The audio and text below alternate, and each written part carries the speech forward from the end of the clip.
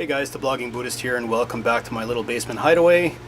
Today I'm going to be talking to you about when I caught diabetes, under what circumstances, and how I discovered that I had diabetes.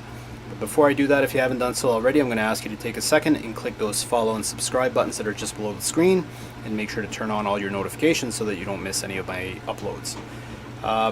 So in order to know how I discovered I had diabetes, we need to go all the way back to good old 1982. 1982 was a fantastic year.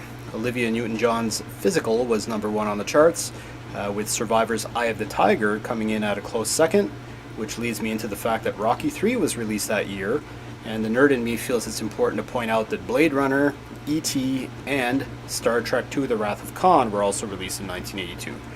I was 4 years of age. I was a pretty quiet little guy. I spent most of my days when I wasn't in kindergarten following my mother around, sitting in hospitals for hours on end while my brother would be getting treatment for one of his many ailments. Luckily, even at the age of 4, I was very much into books and comic books and different things like that, so I always had the means to entertain myself and stay quiet. But my parents were both actually very grateful for the fact that not only was I a quiet kid, and boy, has that ever changed, but I was a quiet kid, but I was also in perfect health, at least up until that point. Then, over the course of about a month, my parents started to realize that my weight was fluctuating. I had started wetting the bed again. I was always in a bad mood. I was cranky and irritable. I was snapping at my parents, which was unusual for me. I had excessive thirst. I was always running to the washroom. You know, they were seeing different things, and a lot of other parents had told my parents that, you know, a lot of that can actually be normal for a 4-year-old. Like, maybe he's just going through a phase. A lot of kids kind of regress and wet the bed a little bit. In fact, I can even say that my son Nathan has wet himself off and on when he was 4 years old as well. So none of it should have really come as a surprise to my parents. That is until the one day where my father was gone to work, and I came out of my bedroom in the morning. I hit the washroom. I went to the table where I had a bowl of cereal waiting for me, and apparently all of a sudden I unceremoniously passed out into that bowl of cereal. Now, I've gotten into this argument with a lot of people before who say, oh, you can't remember what happened when you were 4 years old, for God's sakes, that was too many years ago. But the fact of the matter is with the exception of the days that I was comatose, I actually do have some very clear and vivid memories of everything that happened back then. And my being diagnosed with diabetes was no exception. I do know that I have no memories of after passing out at the table. Next thing I know is I woke up in a hospital with my parents, my grandparents, and even a couple of other relatives that were there. Testing was ongoing at that point. They hadn't diagnosed me yet, but it was pretty clear that it was likely diabetes. I do know that at the age of 4, I wasn't exactly clear on what that meant or what it entailed, but by the end of that day, it was confirmed and it was made clear, yes, you are type 1 diabetic, or juvenile diabetes, which is what they called it back then, because type 1, basically you're born with type 1. It's really just a matter of when your immune system finally gives out and it takes over and your pancreas stops producing insulin, right? So essentially, I had been born with it, but it took until the age of 4 where my pancreas officially just closed up shop and stopped producing insulin. So over the days that followed, I was in the hospital. I was hooked up to an IV, and they started working the insulin into my system and balancing out a diet. I was completely exasperated with all the nutritionists, dietitians, my doctor. My mother started taking some training on how to properly give needle. Because I was 4 years old, I couldn't provide myself with my own insulin dosage, so my mother had to learn the use of a needle syringe and a vial bottle of insulin. And what they actually used to do back then is they'd give you an orange or a grapefruit, and they'd have you practice with the needle on it because it's porous and it's got, I guess, the closest consistency to human flesh that they can use without practicing on a person themselves. I got to give my mother some kudos on this point. She had decided that I don't want to be practicing on a grapefruit or an orange. If I'm going to be jamming this needle into my son every morning, I want to experience it, I want to know how it feels, and I want to practice it until I get it right so it doesn't hurt me, therefore it won't hurt him. So she did in fact bruise up both her arms really bad over the days that followed, training and practicing to give me insulin injections, which I'll be forever grateful for. Being diagnosed with type 1 diabetes altered my life in ways that I wasn't necessarily aware of at the time, but that looking back on now, I acknowledge that things would have been a lot different if that had never happened. For example, I had just joined the Beaver Scouts, so that's kind of like a baby version before you get into actual scouts. But the point is I was among children my own age. I was doing activities, I was starting to learn skills, and I was out of the house, and I was doing something other than sitting at a hospital with my mother and brother, so it was kind of important to me. And once I got my diagnosis and it became known around school and my teachers and stuff, the Beavers basically told my mother, sorry, we don't have the resources or the qualified staff to take care of your son. Should he happen to have a diabetic episode or something, we've got no means of taking care for him. We're not comfortable with him being here, so unless you're able to sit here and supervise him for every session, I'm afraid we're going to have to ask you to keep him at home.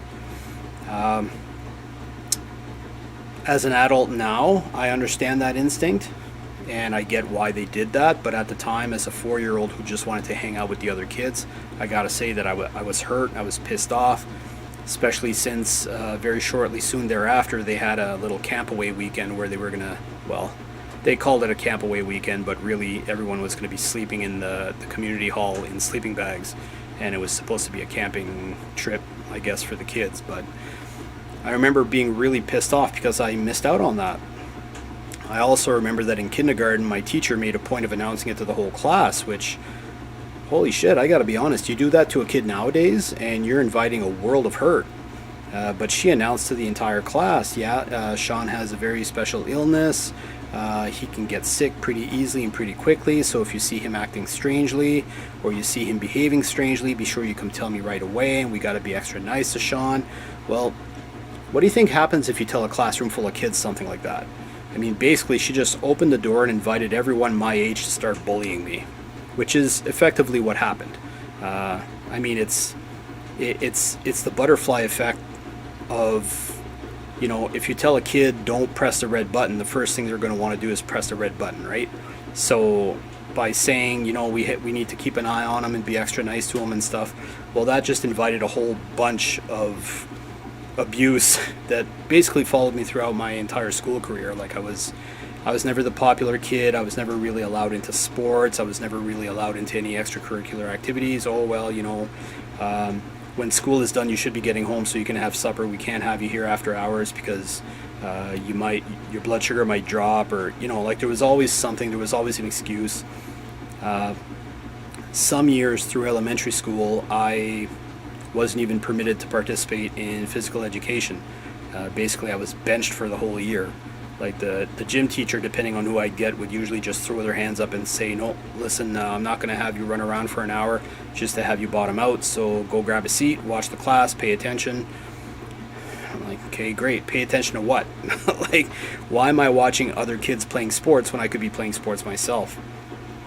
So it rocked my childhood quite a bit. It changed a lot of things.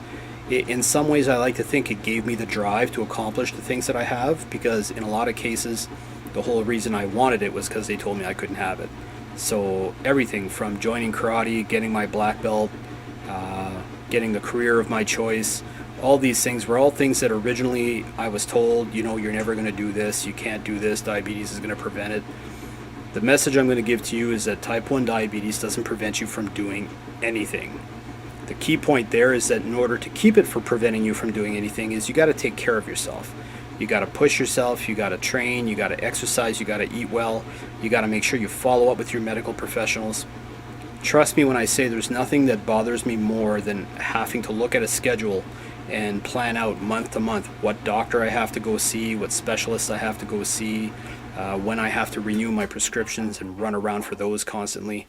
Trust me, I'm not happy or pleased to be doing any of that, but the reality is it's all part of maintaining my health. It's all part of keeping myself alive and to try and prolong my longevity for as long as possible.